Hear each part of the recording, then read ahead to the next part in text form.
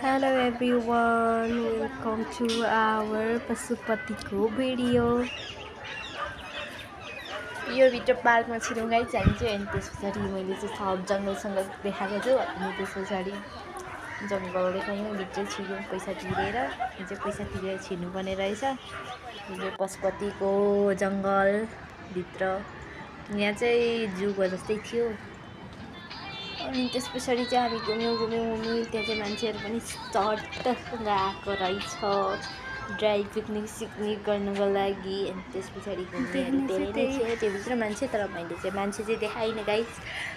अनि त्यस पछाडि हामीले चाहिँ त्यहाँ फोटो भिडियो खिच्यौँ, गेटबाट सुई गयौँ। यो चाहिँ हरियाली वन थियो। यहाँ चाहिँ मैले फुल पनि देखाएको छु, फुल पनि एकदमै राम्रो थियो, तर धेरै चाहिँ थिएन है, फुल एक ठाउँमा मात्र थियो। अनि त्यस पछाडि फुल खिचेको छु। यो चाहिँ मैले टिकटकमा देखेर ट्रेन बनाएको, ट्रेन फलो गरे।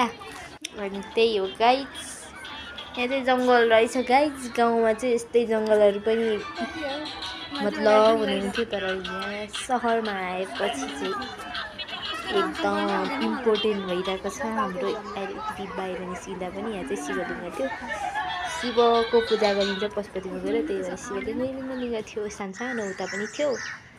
जङ्गल देखाएँ मैले चाहिँ चट्ट पारेर। अनि मजाले माथि चाहिँ घुमेनौँ हामी, त्यहाँ तल घुम्यौँ, तर त्यो पनि राम्रो थियो। टिकटक भिडियो चाहिँ तन्नै बनाएको थियौँ हामीले गाइस। अनि त्यस पछाडिबाट यो चाहिँ अगाडिकै भिडियो थियो, तर पनि हामीले यहाँ राखेका छौँ गाइस। पशुपतिको माथि थियो यो चाहिँ। अनि त्यहाँ चाहिँ पसलहरू खासै रहन्छ। हामी चाहिँ चटपटे